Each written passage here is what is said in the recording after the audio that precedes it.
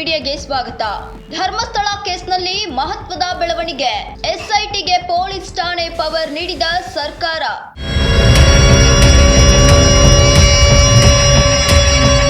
ಧರ್ಮಸ್ಥಳದಲ್ಲಿ ಹೂತಿಟ್ಟ ಶವಗಳ ಪ್ರಕರಣದ ಕುರಿತು ಎಸ್ಐಟಿ ತೀವ್ರ ತನಿಖೆ ನಡೆಸುತ್ತಿದೆ.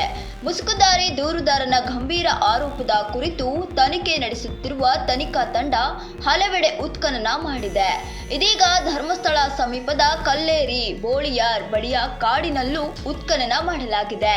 ಇದರ ನಡುವೆ ಮಾಧ್ಯಮ ಹಾಗೂ ಯೂಟ್ಯೂಬರ್ಸ್ ಮೇಲಿನ ಹಲ್ಲೆ ಪ್ರಕರಣ ಘರ್ಷಣೆಗಳು ಭಾರೀ ಸದ್ದು ಮಾಡಿದೆ. ಈ ಎಲ್ಲಾ ಬೆಳವಣಿಗೆ ನಡುವೆ ಇದೀಗ ಈ ಪ್ರಕರಣ ಸಂಬಂಧ ಮಹತ್ವದ ಬೆಳವಣಿಗೆಯಾಗಿದೆ. ಧರ್ಮಸ್ಥಳ ಪ್ರಕರಣ ತನಿಖೆ ನಡೆಸುತ್ತಿರುವ ಎಸ್ಐಟಿ ತನಿಖಾ ತಂಡಕ್ಕೆ ಪೊಲೀಸ್ ಠಾಣೆ ಅಧಿಕಾರ ನೀಡಲಾಗಿದೆ. ಈ ಕುರಿತು ರಾಜ್ಯ ಸರ್ಕಾರ ಮಹತ್ವದ ಆದೇಶ ಹೊರಡಿಸಿದೆ. ಸ್ವತಂತ್ರವಾಗಿ ಎಫ್ಐಆರ್ ದಾಖಲಿಸಿ ತನಿಖೆಗೆ ಅವಕಾಶ. ಧರ್ಮಸ್ಥಳದಲ್ಲಿ ನೂರಾರು ಶವಗಳನ್ನ ಹೂತಿಡಲಾಗಿದೆ ಅನ್ನೋ ಆರೋಪದಡಿ ರಾಜ್ಯ ಸರ್ಕಾರ ಎಸ್ಐಟಿ ರಚನೆ ಮಾಡಿ ತನಿಖೆಗೆ ಆದೇಶ ನೀಡಿತ್ತು. ಇದರಂತೆ ಎಸ್ಐಟಿ ಧರ್ಮಸ್ಥಳದ ಸುತ್ತಮುತ್ತಲಿನ ಕಾಡಿನಲ್ಲಿ ತನಿಖೆ ನಡೆಸುತ್ತದೆ. ಇದರ ನಡುವೆ ಬುರುಡೆಗಾಗಿ ಉತ್ಖನನ ಕಾರ್ಯಾಚರಣೆ ವೇಳೆ ಬಂಗ್ಲಾ ಗುಡ್ಡ ಕಾಡಿನಲ್ಲಿ ಅಸ್ಥಿ ಪಂಜರವೊಂದು ಪತ್ತೆಯಾಗಿತ್ತು. ಮುಸುಕುದಾರಿ ದೂರುದಾರ ಗುರುತಿಸದೇ ಇದ್ದ ಸ್ಥಳದಲ್ಲಿ ಈ ಅಸ್ಥಿ ಪಂಜರ ಪತ್ತೆಯಾಗಿತ್ತು.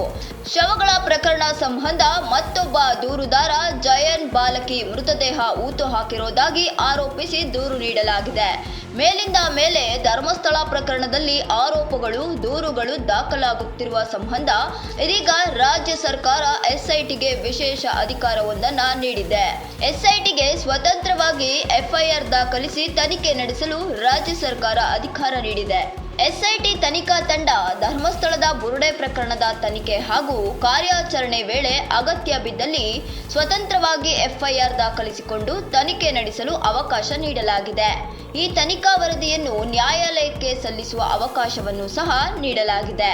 ಹೀಗಾಗಿ ಎಸ್ಐಟಿ ಅಧಿಕಾರಿಗಳು ಅಂತಿಮ ವರದಿಯನ್ನ ನ್ಯಾಯಾಲಯಕ್ಕೆ ಸಲ್ಲಿಸಲು ಪವರ್ ಕೊಡಲಾಗಿದ್ದು, ಎಸ್ಐಟಿ ತಂಡದಲ್ಲಿ ತನಿಖೆಗೆ ನೇಮಿಸಲ್ಪಟ್ಟ ಪೊಲೀಸ್ ಅಧಿಕಾರಿಯನ್ನ ನಿರೀಕ್ಷಕ ದರ್ಜೆ ಅಧಿಕಾರಿ ಠಾಣಾಧಿಕಾರಿ ಎಂದು ಘೋಷಣೆ ಮಾಡಿದ್ದಾರೆ.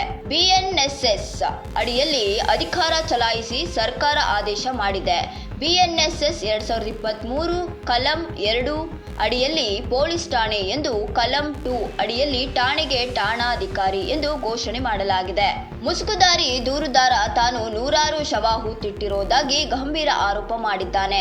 ತಾನು ಧರ್ಮಸ್ಥಳದ ಮಾಜಿ ಸ್ವಚ್ಛತಾ ಕಾರ್ಮಿಕ ಎಂದು ಹೇಳಿಕೊಂಡಿದ್ದು, ತನ್ನ ಕೆಲಸದ ಅವಧಿಯಲ್ಲಿ ನೂರಾರು ಶವಗಳನ್ನು ಹೂತಿಟ್ಟಿದ್ದೇನೆ.